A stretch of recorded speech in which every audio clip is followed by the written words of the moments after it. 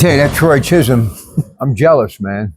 If he ain't married, he should be. Anyway, listen. He ages like fine wine. I'm telling you, man. Well, here's the deal. You realize my very first season of doing Potter Sports, I think it was like 81 or 82. I was here till 2000. He has no idea who I am. But the bottom line is, it's just so nice to see someone 20 years removed from that school wanting to make a difference. And having somebody like the Vault who's actually helping your program out, that's a win-win. Now, what are they doing for you? So the Potter basketball program has something called the Hard Hat. It's you see it all over our Facebook page. It's not the kid who scores the most points every night. It's the kid who works the hardest, does the dirty stuff. Sometimes what he does doesn't show up on paper every single night or even in the stat sheet. But we give that to each player, a player after each win. And the Vault has graciously decided to donate a $25 gift card to every Hard Hat winner this year, which is huge for the kids. The kids love it. It's something they can do. They can go down and eat with their friends, and it also incentivizes them to work a little harder. Or better yet, take mom or dad or your grandparents who really did all the heavy lifting to get you to this point. All right, listen, I'm so happy for you. We were actually exchanging text messages late Friday night, just a couple hours before I had to get up to go to KDK. Mike Brisky's a very dear friend. Lincoln Park has dominated. I was driving along Midland Avenue tonight. I was thinking about stopping in, but I want to just say this. You have had an incredible run, and you're far from done. And I know your team is young, but Kade, this is a massive win for this program. You come back from 22 points down. Nate Birch late, Conrad throughout the game. That just must have been a remarkable feeling. Yeah, it's huge. And, you know, I mean, people still think I'm lying, but I'm 100% telling the truth. At halftime, being down 22, we didn't even panic. Like, I felt like we were always in it with this group. They are so gritty and they work so hard, and I feel like they can dig themselves out of every hole. And, you know, we just started the third quarter off hot, you know, got to a 5-0 run, 6-0 run, ended up getting the third quarter to a 25-5 run. And the fourth quarter was all Liverpool. But, you know, the biggest thing was defense. We knew we had to clamp down on defense. And, man, to beat a team like Lincoln Park is just – it's huge for the program. It's huge for the kids. It's huge for this city. I mean, that's a program that we strive to be like. I mean, Mike Brisky's got it going on down there. They win state title after state title. They're bringing kids in from all over. Like, that team can play. And it's fun to compete with teams like that. And I'm glad to see that, you know, people are starting to believe like the Potters can play with teams like that. It's huge for us. Well, then you come off that and you take on Carrollton, and Birch drops in 25, but 11 of them in the extra frame. They take you to overtime. You get a win. So talk about that game. It was a game of runs. They punched us, we punched them. They punched us, we punched them. Carrollton's a good basketball program. They're very, very well coached. They shot the lights out. They hit their first 7 threes of the night. I think they finished the game with 12 threes. We shot ourselves in the foot a little bit, but again, when these kids are faced with adversity, they always find a way to push through, and that's huge. I mean, obviously, I don't ever want to be down 25 to Lincoln Park or don't want to blow a 12-point lead against Carrollton, but we've also learned a lot about ourselves in situations like that, and the kids can see that when you hit adversity, it's not a time to stop. It's a time to push through and keep going. Here's the thing I noticed. So I got here a little earlier, Mr. Derringer and this guy out there on the floor coaching the team, and he's got him underneath the far bucket after giving him a little talk at the end of the practice session. And as opposed to a team being 2-0 and looking at the bright side, you said, look, it's good, but we got to stop the turnovers. Absolutely. We got to stop the turnovers. And what I loved about being a part of this program back in the day, we got those rivalries early on. So the snow's starting to fly. The holiday season is here. You want to kind of get out of the house a little bit, just get a little R&R because of all the hustle and bustle. Beaver Local, Indian Creek. Man, that's Potter basketball. I mean, that's huge. I mean, the stories with those two schools that go back a long, long time. I mean, Joe Dunleavy's been a part of 800 Potter. He's not still there. Yeah. Year Joe 40-something. I mean, it's incredible. Obviously, to have Beaver Local coming into the field house Friday night's going to be fun. They got their first win last night over Crestview, so 1-0 against a 2-0. Their head coach, Nick Miller, we battled together in high school, so it's going to be fun. And then Tuesday night, we get another road test going down to Indian Creek, and I don't care what Dunleavy has. It's always tough to play against Indian Creek. They're so well coached. They're so fundamental. So it's going to be a good time heading up to Christmas to play a couple rivals like that.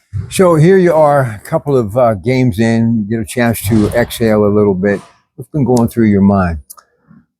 We're this close to being 0-2. Both games have been so close. I mean, I'm excited. I'm overwhelmed with, you know, joy of being 2-0, but we still have a long way to go before we get to our goals. And I hope that's been the mindset of all the kids as well. I mean, obviously, We can't be any better than 2-0 through 2 games, but we have a lot to improve on. Listen, what I really would love you to do, and I'm not saying this because he's kind of our new best friend, Troy, in the vault, but one of the things that I remember the most about this community is before the home game and after that home game, people like to gather, spend a little bit of money downtown. It's money that stays in town, and it gives you a chance to create memories. But more importantly, you get with a group of people who are that fan base. Mm-hmm. When you eat together, you stay together, you cheer together, and everybody wins. The community, obviously the business district, and these incredible kids and coaches like him who are dedicated to truly make a difference. Feels pretty good being the head coach of the Potters, doesn't it? It does. It does. It comes with a lot of pressure and, and a lot of expectations, but it is good. I mean, I said it 1,000 times. I wouldn't want to be anywhere else. With this senior class, with the underclassmen, I mean, my coaching staff, it's super, super enjoyable. And again, I got that beautiful wife at home that lets me do all of it. So it always makes for a good time. But seriously, the vault, I mean, they got TVs everywhere. I'm hoping that we can get something set up to where our games are streamed at the vault. So if you're sitting at the bar, you can watch Potter games as well. I think this relationship could be something huge. You want to talk a little sports now? Yeah. All right. You started it. We may do this down at the vault someday because I love talking sports. But did you hear the latest that just broke tonight? Guess who interviewed for the North Carolina job, the football job? Oh boy, I have no idea. Come on. Think. The greatest coach in the history of the NFL. Well, your greatest coach in the history of the NFL is, mine might be different, but mine's going to be Bill Belichick. Me too. Really? Wow. Me too. Wow. I mean, what's up Shouldn't with that? be much of an interview. It should just be, here's the keys. Then you make LT like your defensive coordinator? Yeah, this should just be, here's the keys, Mr. Belichick. That's huge. I mean, that's shake up college football. That's big time. Who gets Soto? Does he go back to the Yankees or is he going to go to the Mets? Whoever's got the most money now in baseball. Probably the Yankees or the Dodgers. And I love the Pirates. Mr. Lands. Nutting, I defend him all the time on the Coons Market Black and Gold Sunday show. Roots here because of the Evening Review and the Morning Journal, which gave me all the information that I needed to do what I did here for decades and still does to this day. And my man, Jimmy Joe Savage, big splash tonight. If the Oakland A's can spend $67 million on a free agent, why can't the Pirates do it? Listen, baseball. Mm-hmm. They've got Cruz. They've got Reynolds. They got Cabrian Hayes. They got some talent. You got Paul Skeens. These guys got to start playing some baseball. They definitely got to start playing some baseball, but I feel like as soon as they do start playing some baseball, they end up finding their way out of a Pirate uniform. And I hate to see that because I have a couple, local connections with the Pirates. I personally might know their mascot a little bit. So, we go to a good bit of Pirates games, but we definitely got to keep these superstars, soon to be superstars. We got to keep them in a Pirates uniform for sure. Listen, he may not remember this, but he's now the CEO of Invisalign, my good friend Joe Hogan, who played at Geneva College. Back in the day when I was doing the games, I said to him, you got to come to East Liverpool and you got to see this field house because nobody has ever in my lifetime where I grew up had a facility like this. Mm-hmm. And I remember him being there and he was at my house not too long ago. And I've been thinking about him and me 30 some years ago when we were here, even longer than that. And to this day, as it was then, it is now, it's still one of the best venues around. Oh, there's not a place I'd rather play. I mean, this place is beautiful, from the blue seats to, how many we can hold to just everything about the field house is so nostalgic and it's great. I love it. I wouldn't want to play anywhere else. This is by far the best place to play. The only reason I brought up Joe's name, not to be a name dropper, but you and I love the NBA. Mm-hmm. So let's talk a little NBA and then we'll say goodnight. Okay. And we're going to do more of this stuff. If we get to the vault and we get to go live and light the lamp, we're going to be talking some sports other than just Potters basketball in the future because this guy can really bring it.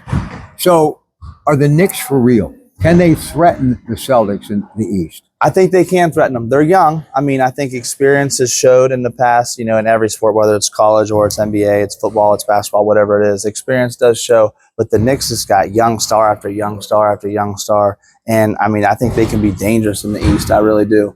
But I'm still always pulling for my boy LeBron in L.A. So, well, LeBron played on this floor as a youngster. So I want to bring this up. I love LeBron James, and they got throttled by the Heat last night. They're having a really tough time. If there was ever anybody who deserves an opportunity, even if it means going somewhere else to get one more, maybe two more, he does. I kind of wish he'd have went back to Cleveland. It might have been a good thing. Right. But I don't want to see this thing just implode. So where's his career going at this point? If I had to, I mean, I've followed him forever. I mean, I'll follow him no matter who he plays for. I'd have to say it probably ends in LA. I really do think so. I think JJ Redick's a freak basketball mind. I think they're going to figure it out. I really do. They got rookies that can shoot the ball. I think Anthony Davis is going to figure it out. It's just people outside of the sport of basketball don't realize that it takes a while to form those connections. Even though they were playing well early, 82 games is a long season. I think Connect is going to be, when it's all said and done, reminiscent of the Jordan, Bird, Magic era. I think he's going to leave a legacy that will be looked upon like that, looked upon like Kobe, looked upon by LeBron, that just stud, that once-in-a-lifetime player. He's just got the moxie, the style. I think he may be the best draft pick of this past draft. I think when we went and saw him in Detroit last year in the March Madness, he was by far the most NBA ready, soon-to-be rookie. I think he's great. Kid shoots the lights out. He plays defense. He plays really hard. I think he's got a special NBA career ahead of him. I really do. All right. See, I just wanted to impress Troy so he knows that we're bringing our A game when we come to the vault. So they got the TVs to watch it, and we've got the people to talk about it. Don't forget, support the vault. Get some good food, some camaraderie, and more importantly, continue to support this young man. I know I will. Don't forget, Coons Market Black and Gold Sunday show each and every week after local news at 11 on KDK. All those Coons Quality Food Sports Report Saturday and Sunday. And I'm rolling through the tri-state, always right here on my social media platform, whether it be YouTube, Facebook, X. I'm out there. And remember, there's always more sports at 937thefan.com. Good night from the Potter Fieldhouse.